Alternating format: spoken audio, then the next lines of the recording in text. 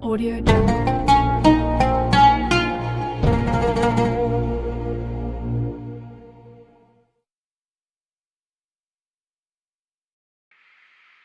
Wa min hadzal fariq Ibrahim ibnu Adham wa amsaluh, termasuk dalam golongan ini seperti Imam Ibrahim bin Adham dan kawan-kawan. Ibrahim bin Adham ini seorang laki-laki yang hidupnya dalam istana kerajaan, yang bergelimang dengan harta kekayaan. Hobinya, kesukaannya berburu, jauh dengan nilai-nilai agama. Nah, suatu hari Ibrahim bin Adham ini berburu. Berburu kayak biasanya berburu, sukanya berburu. Tahu-tahu timbul dalam hatinya geritik. Nah, dalam hatinya bisikan timbul. Alihadza khuliqta. Apakah engkau diciptakan Allah untuk berburu? Timbul dalam hatinya geritik itu. Apakah aku dicipta Allah untuk berburukah hidup ini untuk apa? Nah, di saat itulah Ibrahim bin Adham melepas pakaiannya. Dia tinggalkan istana, dia mengembara akhirnya sampai ke kota Mekah. Di sana dia berjumpa dengan para imam dan menuntut ilmu di sana sampai beliau ma'rifat kepada Allah Subhanahu wa taala.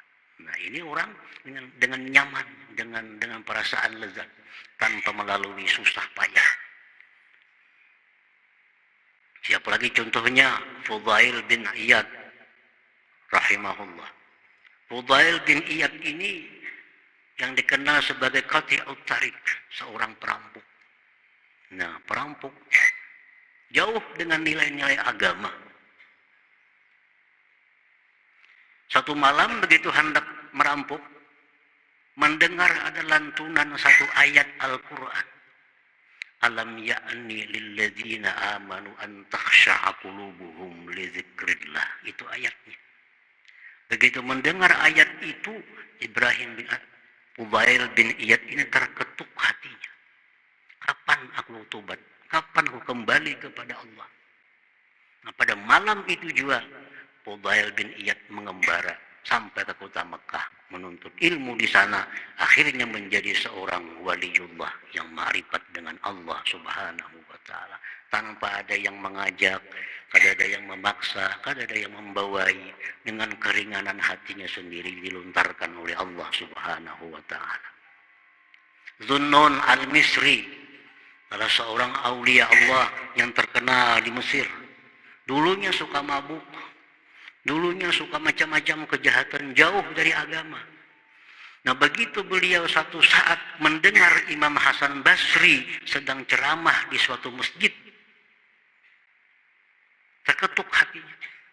Akhirnya langsung tobat kepada Allah dan menuntut ilmu, beribadah dengan nikmat, dengan lezat, sampai kepada ma'rifat Allah Subhanahu wa ta'ala. Nah, ini golongan pertama yang mencapai makrifat dengan inting, dengan mudah, tanpa ada paksaan, tanpa ada himbauan, tanpa ada yang mengajaknya.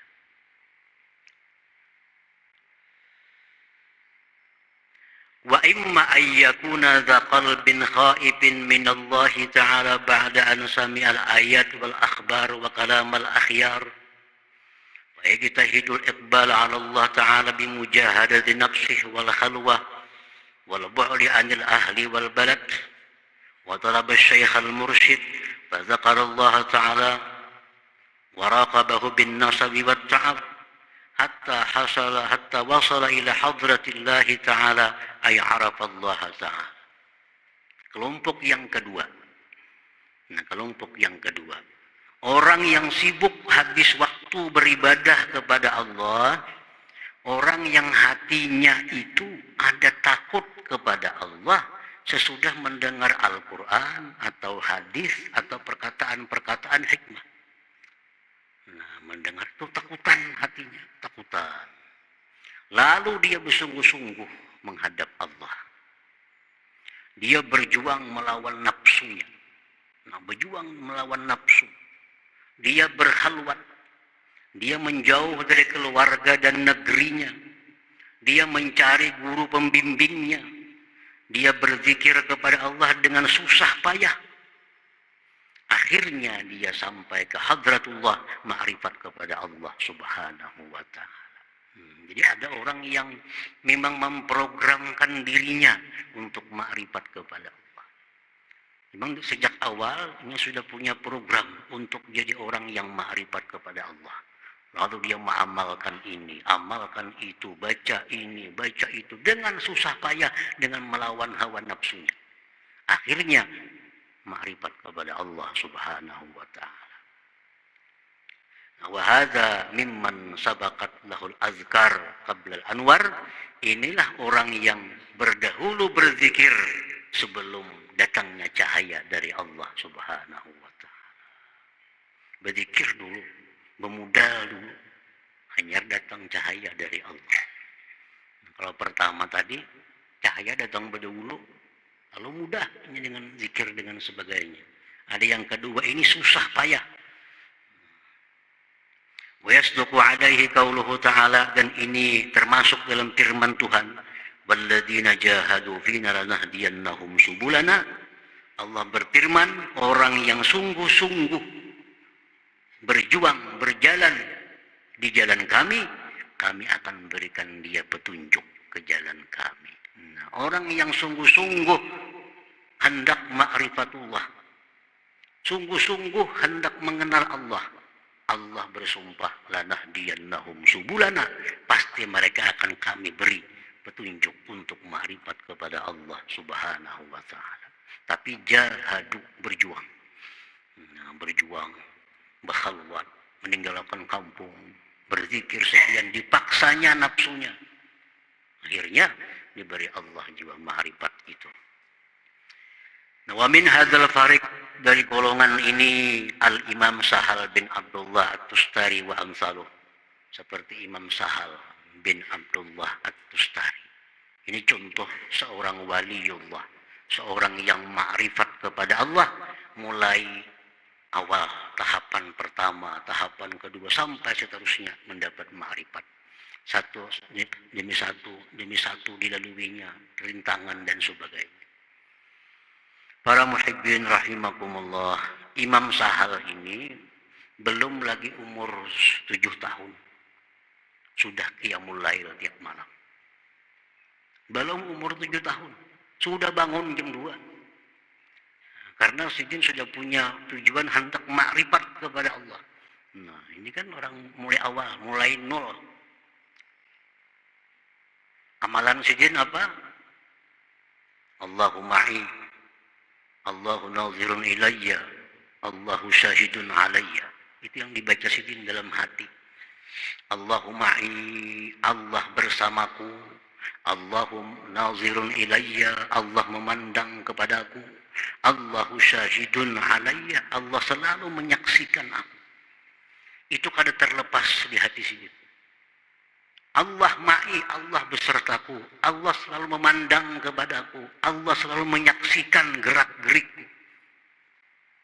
Nah, dengan modal itulah beliau menjauhkan diri dari segala macam maksiat yang tidak disukai oleh Allah. Karena merasa Allah bersama, Allah selalu memandang, Allah selalu menyaksikan. Mulai belum umur 10 tahun. Melangkah ke jalan ma'rifat sampai beliau akhirnya diberi Allah ma'rifatullah itu. Nah, jadi ini dua kelompok. Orang mencapai ma'rifat ada dua. Satu, orang yang lebih menunjul karunia Allah. Yang pertama tadi.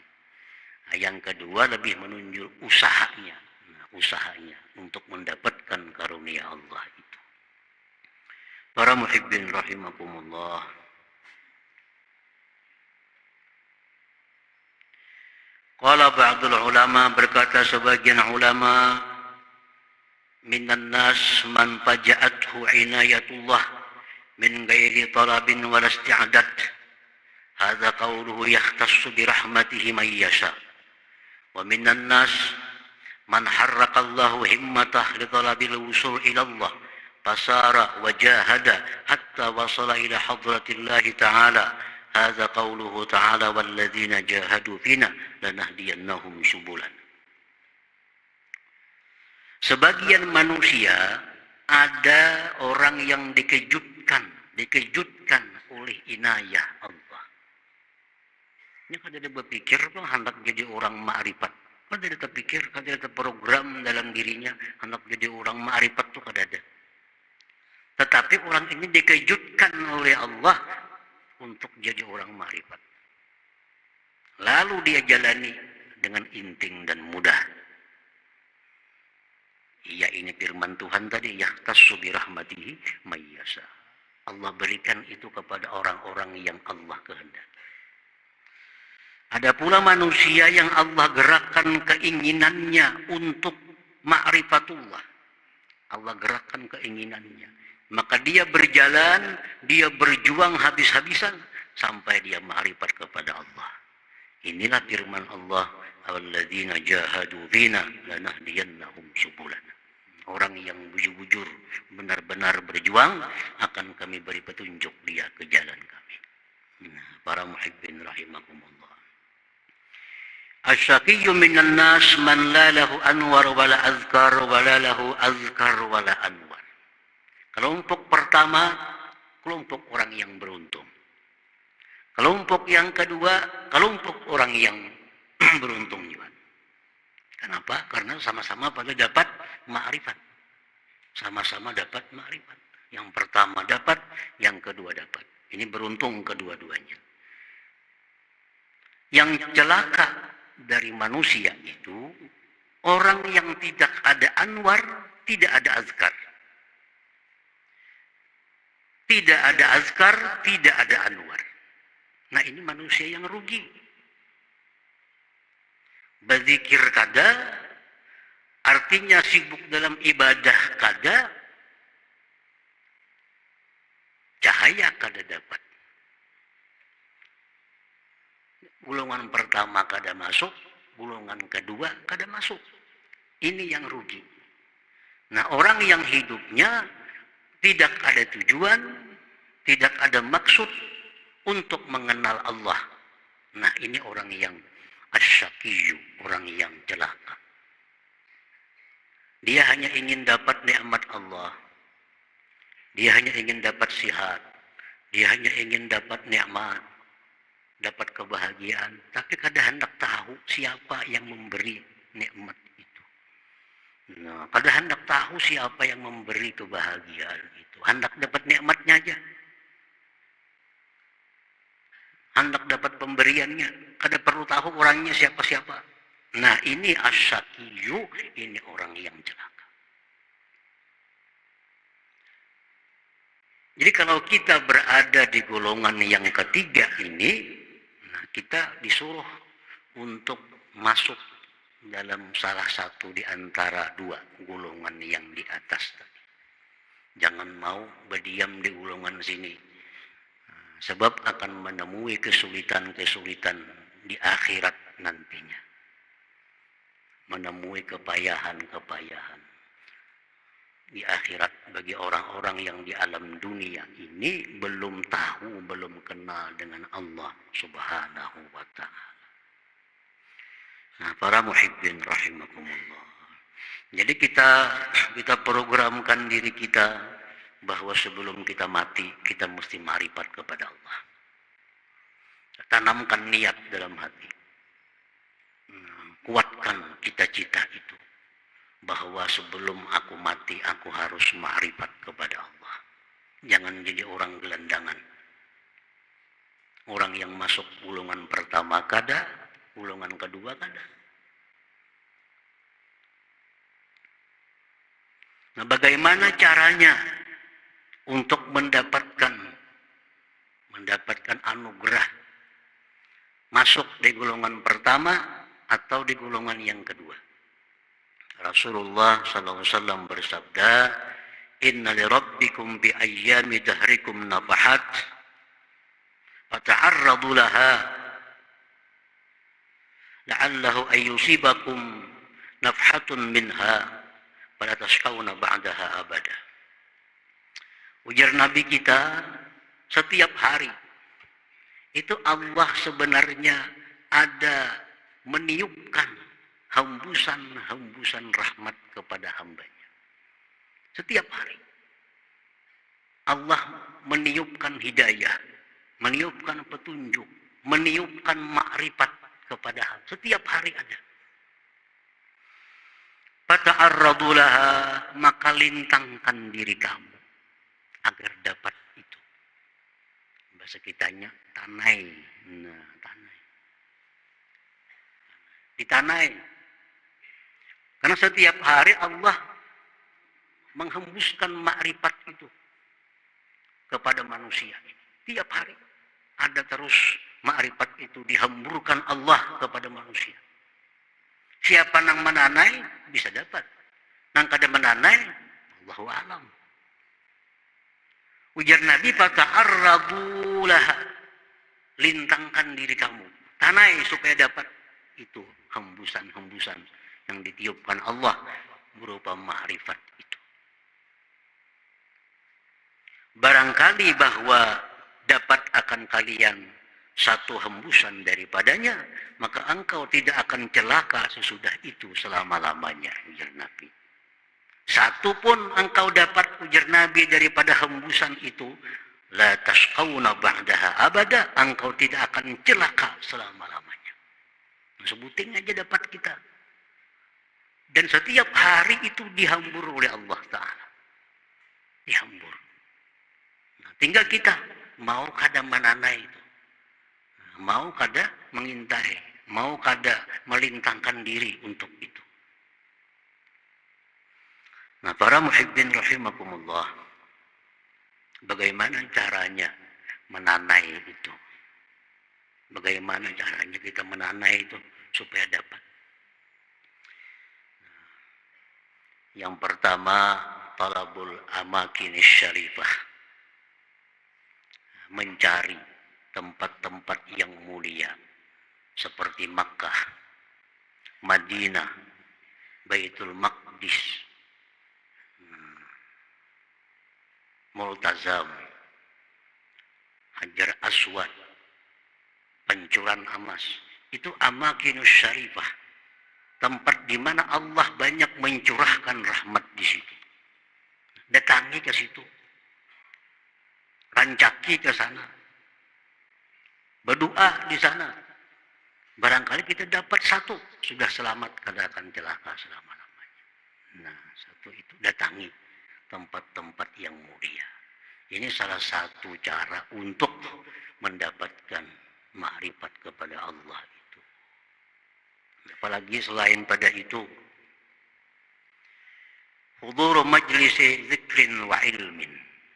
Hadir di majlis zikir, hadir di majlis ilmu. Hadir di majlis zikir, hadir di majlis ilmu. Ini tempatnya Allah mencurahkan rahmat. Di sini kita berzikir, di sini kita bersalawat, di sini kita mendengari kalam Allah. Tempat curahan rahmat itu ada di sini. Ada di sini.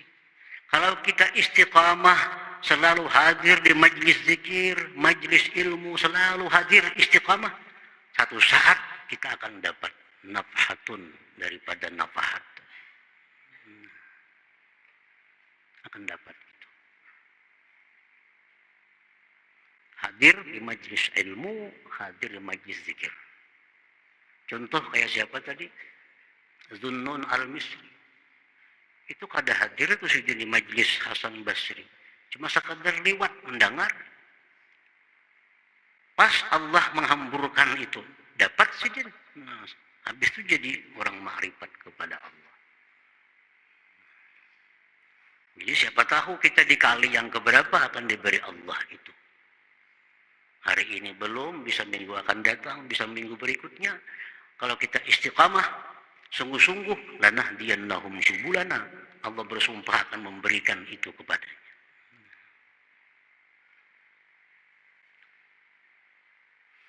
Yang ketiga, ziaratul awliya was salihin fi hayatihim wa mamatihim. Ziarah bailang kepada aulia, wali-wali Allah, beilang kepada orang-orang saleh, baik yang masih hidup atau di kubur-kubur mereka. Kubur. Kenapa beilang ke kubur? Maka sih ini kada bisa apa-apa, orang sudah mati. Kalau kita ziarah berilang kepada orang saleh, orang yang hatinya selalu zikir kepada Allah, tubuhnya diliputi rahmat Allah, kita berilang ke sana, kita dapat rahmat itu. Dapat rahmat itu. Nah, ziarah kubur mereka apa? Kubur mereka. Kubur para nabi, kubur orang-orang saleh, itu dijelaskan Raudhatun min riyadil jannah, satu taman dari taman surga. Ini oleh Nabi yang menjelaskan. Kubur para nabi, kubur orang saleh, itu Raudhatun min riyadil jannah, satu taman dari taman surga. Surga itu gudangnya rahmat Allah. Walaupun kita duduk di sana kada berbacaan apa-apa. Duduk jadi kubur, di hadapan kubur orang saleh, duduk sana. Asa pikiran kita positif, kita akan dapat rahmat Allah Subhanahu wa taala. Karena yang kita hadapi ini adalah satu taman dari tamannya surga. Nah, lain hal kuburnya orang kafir. Kuburnya orang-orang ahli maksiat. Itu disebut apa? Hufratun min hufarin niran, satu jurang daripada jurangnya api neraka. Jangan duduk di situ.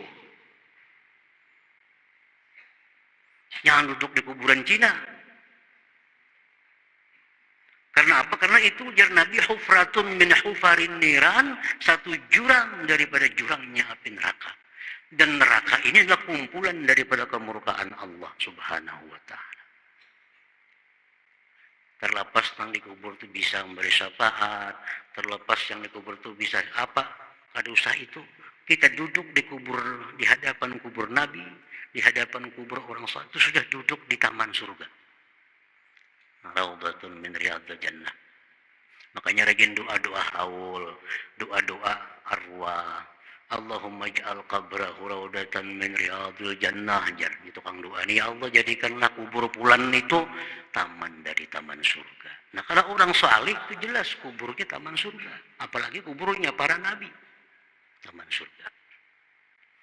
Jadi ketujuh ziarah kepada orang saleh, baik yang masih hidup atau yang sudah wafat, itu merupakan menanai nafhatun min nafahatillah tadi. Selanjutnya lagi waddu'a fil awqatis syarifah.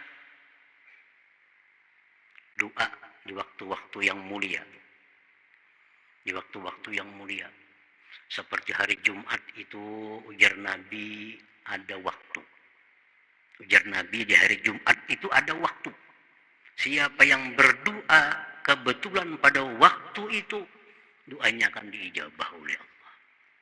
Nah, intai waktu itu. Kapan waktunya? Ada yang mengatakan waktu terbit matahari. Ada yang mengatakan menjelang tenggelamnya matahari.